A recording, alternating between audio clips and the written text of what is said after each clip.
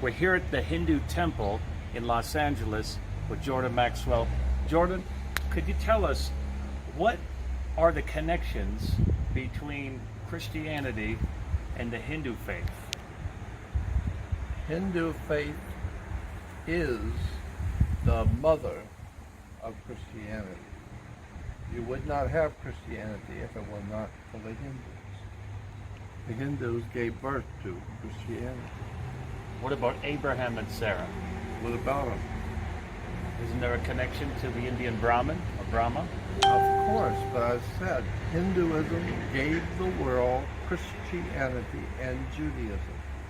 Judaism and Christianity came from India. Hindu. What about the connection to Sarah, Abraham's wife? Where does that come from? There was no Abraham. Abraham never existed. There was nobody ever named Abraham. There was a religious belief system in India called Brahmins. And you put an A in front of Brahmins, it becomes Abram. And that was the name of Abraham before he changed his name to Abraham. It was Abram. And Abram comes from the Brahmin religion of India. And in the Brahmin religion, you have a goddess.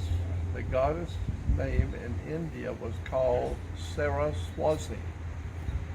Saraswati. So you have a Brahmin and Sarah, or Abraham and Sarah. There was no Abraham. There's a Brahmin and Saraswati. Period. So there was no Abraham. So when you hear the different religions say we're an Abrahamic religion, we're an Abrahamic religion, like the Muslims are an Abrahamic religion and the Jews are Abrahamic religion. There was no Abraham, never existed. What about the Trinity? What about it? Brahma, Vishnu, Shiva, Osiris, Isis, Horus. Thank you. And there you have it, right from the mouth of the Great One. Welcome to The Explainer. Today we're jumping into a really provocative theory from a researcher named Jordan Maxwell. He argues that, believe it or not, Hinduism is essentially the mother of the Abrahamic religions. So let's dive right into his core claims. And this is where it all starts. A powerful quote from Maxwell himself. He just puts it right out there. You would not have Christianity if it were not for Hinduism. Hinduism gave birth to Christianity. I mean, that's not just suggesting a connection. It's the entire thesis in a nutshell. Okay, so to really get a handle on this argument, there's one key term you need to know: Sanatana Dharma. This is the ancient, traditional name for what we all know as Hinduism. In the context of this theory, Sanatana Dharma is the wellspring, the foundational source that everything else supposedly flowed from. So how on earth does he make this connection? Well, the theory kicks off with a proposed linguistic link, and it starts with one of the most central figures you can imagine in Abrahamic history, the patriarch Abraham himself.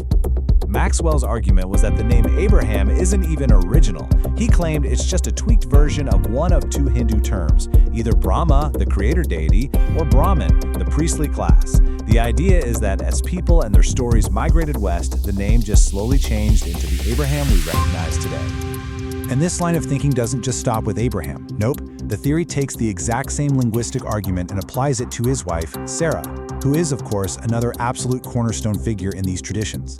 The proposal here is that the name Sarah is really just a shortened, clipped version of Saraswati, the Hindu goddess of wisdom and knowledge.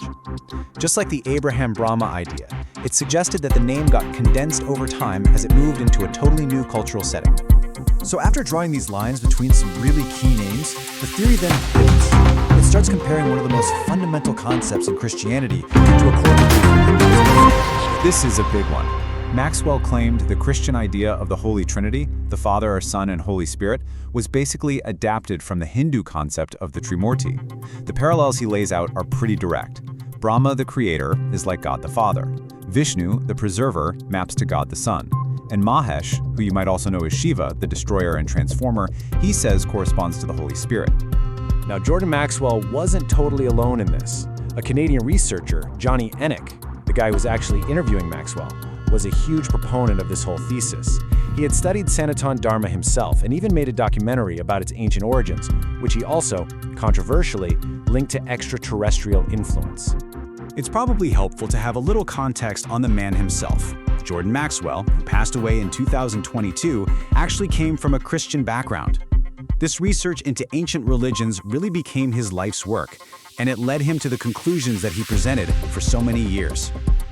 All right, and at this point, the source material takes a pretty sharp turn. We're going to depart from the main topic for just a second to talk about something totally different: modern tech and finance. So yeah, the source suddenly mentions this application called Mistnodes. It's described as a way for you to earn some passive income in crypto, basically just by sharing your unused internet bandwidth for things like ad verification or improving search engine data.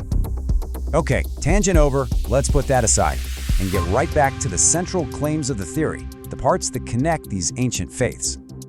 So to wrap it all up, the theory really stands on three main pillars. First, that linguistic link between Abraham and Brahma or Brahman. Second, the similar connection between his wife Sarah and the goddess Saraswati.